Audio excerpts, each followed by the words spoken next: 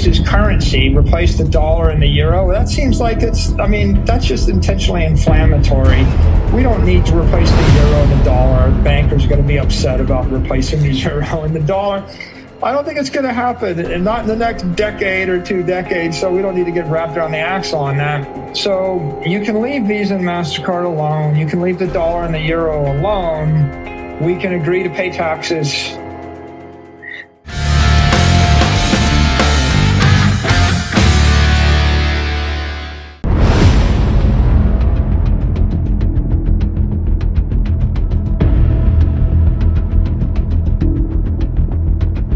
By 2017, Bitcoin was on the verge of becoming a leading payment method used as digital cash in commerce, and it was only a matter of a few more years before achieving mass adoption. Yet, Bitcoin wasn't going to disrupt a multi-trillion-dollar business without facing fierce opposition.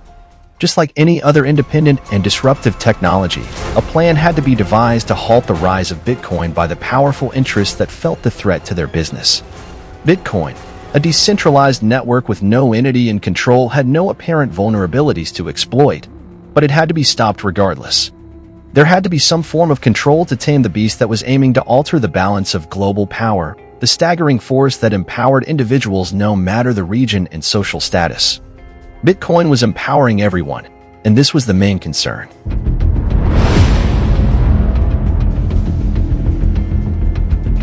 By the end of 2010, Satoshi Nakamoto was already a ghost, but he had already left a legacy to the early adopters that followed in his footsteps.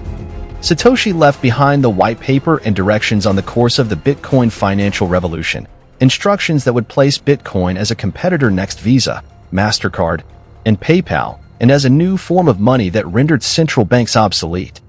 It is not difficult to assume why mainstream finance immediately identified a target in Bitcoin. Come on, fire! In 2010, WikiLeaks, in an unprecedented move, declared the adoption of Bitcoin for donations after governments had cut its access to the banking system. It was that time the system realized the threat this new and disruptive technology posed. Business like usual was no more. Bitcoin was nothing like any other threat they faced before. Nothing could shut down Bitcoin even at this early stage. They could cut off one head by seizing websites, but 10 more heads would instantly appear. When finance realized it was facing a fierce competitor expanding so rapidly that within just the next few years it would threaten the very foundations of its establishment, the plan to limit Bitcoin's potential started taking effect. However, you can't ban or control a decentralized network, and this was understood soon enough, so a different course of action was necessary. And the only way was by making the network unusable on a massive scale. They had to block the rapid adoption, the waves of adoption that were mathematically leading to global acceptance of decentralized peer-to-peer electronic cash.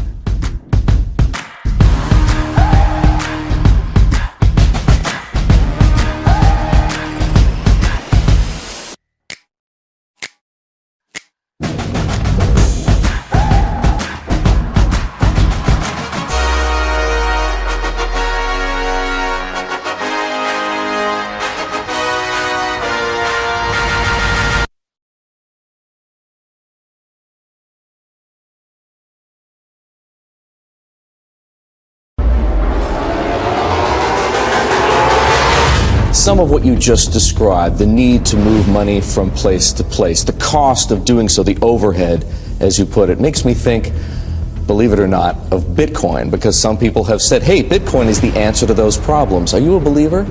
Well, Bitcoin is exciting because it shows how cheap it can be. Bitcoin had one weakness. With an update in late 2010, Satoshi applied a block limit of 1 megabyte in size as a method to avoid spam on the network.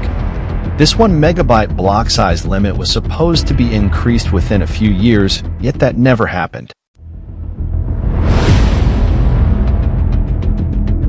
In June 2013, Adam Back made his official Bitcoin appearance with posts in the Bitcoin Talk forum and immediately became a figure of authority in the Bitcoin community. Back was mentioned in the Bitcoin white paper for Hashcash, a reference that extensively assisted him in his plans.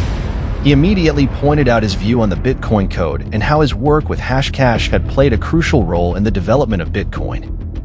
even going so far as to declare Bitcoin an extension of Hashcash. Right after his arrival, Adam back together with Bitcoin Core developers founded Blockstream, a for-profit company aiming to secure funding for Bitcoin developers. In retrospect, it appears the motives behind the creation of this company were different, as Core took over Bitcoin's developments and forced out the previous developers of the Satoshi era in 2015. Bitcoin was designed as a decentralized system that operates without the involvement of intermediaries or trusted third parties. Yet, Blockstream was funded by the same foundations that constitute Bitcoin's competition. The Bilderberg Group, the Federal Reserve Central Bank, and MasterCard compromised Bitcoin. Bitcoin maxis will become livid defending this and claim they are lies, yet it's public knowledge available to all. The same guy who's the chairman, or used to be the chairman of the Bilderberg Group, I think up until about 2016, Henri de Castries, he's the CEO and chairman of AXA, which is a European company. They have a venture arm called AXA Strategic Ventures, which invested $55 million in Blockstream. On this side, we have MasterCard investing in DCG, and then Digital Currency Group investing in Blockstream. Meanwhile, on this side, we have Glenn Hutchins, board director of the Fed, as well as being on the board of DCG, investing in DCG, which invested in Blockstream. Blockstream does the programming for Bitcoin BTC. Blockstream crippled Bitcoin BTC with high fees. The Bilderberg Group, which represents the banking and political elite, the Federal Reserve Central Bank, MasterCard, and traditional banking sector, have taken over Bitcoin, crippled it, to turn it into a currency system that they control and profit from. AXA, MasterCard, banks, and payment processors. A system of politics manipulating the money supply, generating inflation, raising taxes for offensive wars, and geopolitics dominance is the system Bitcoin was terminating. That same system funded Blockstream.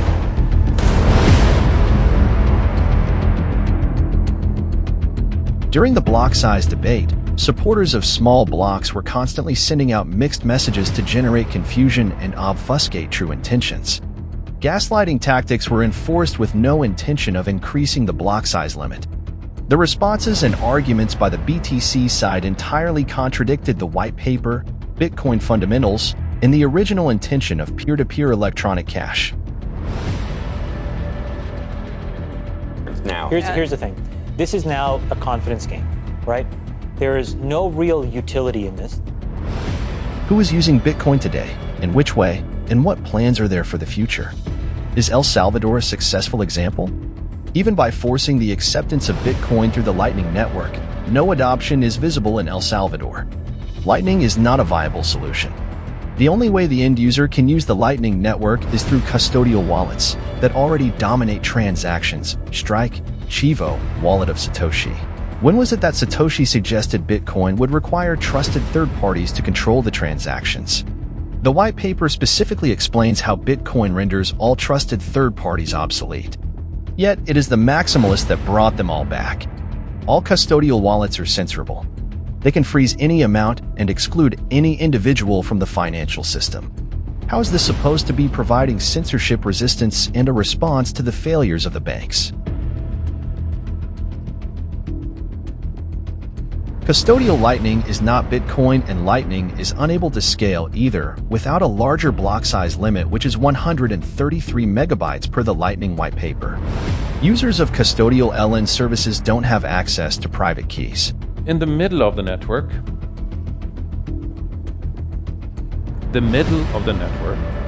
just that word implies that we have a heavily centralized solution at hand here.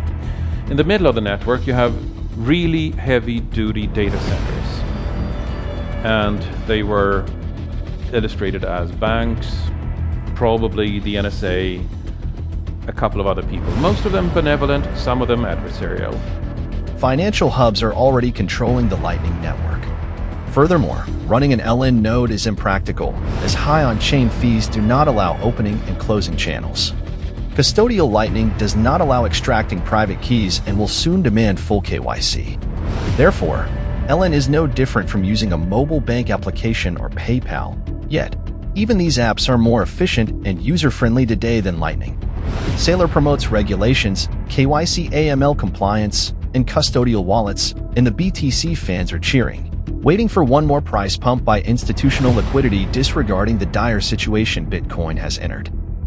For the industry to move to the next level, we need to migrate to adult supervision. We're going to need big banks to become the crypto custodians. We're going to need Wall Street to take a role. So when banks on Wall Street and responsible custodians are managing Bitcoin and the industry takes its eyes away from all of the shiny little tokens that have distracted and demolished shareholder value, I think the industry moves to the next level and we 10x from here.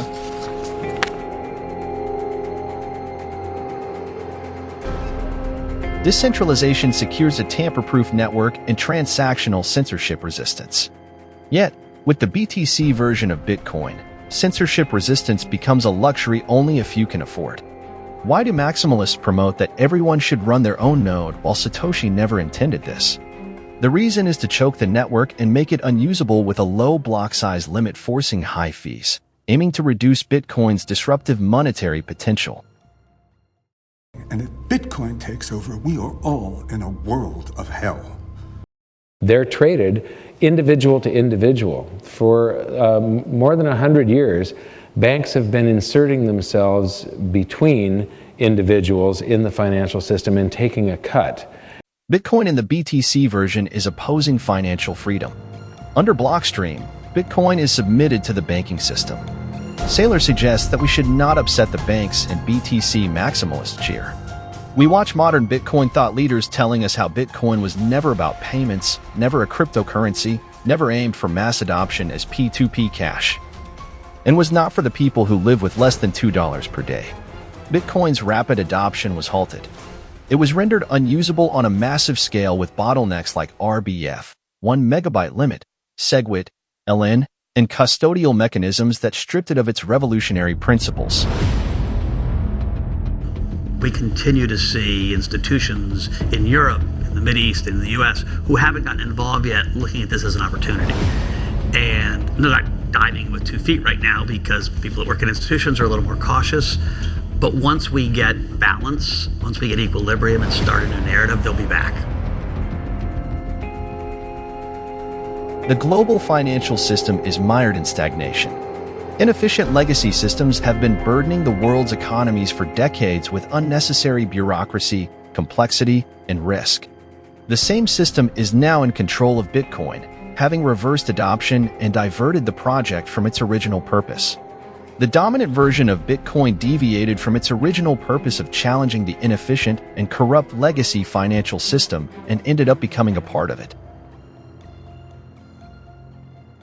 We have alternatives today that fuel actual change.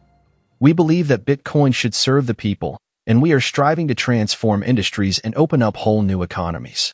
We are bringing disruption to the very fundamentals of finance, re-establishing the initial purpose of peer-to-peer electronic cash and supporting a borderless, permissionless economy. This time, far from BTC.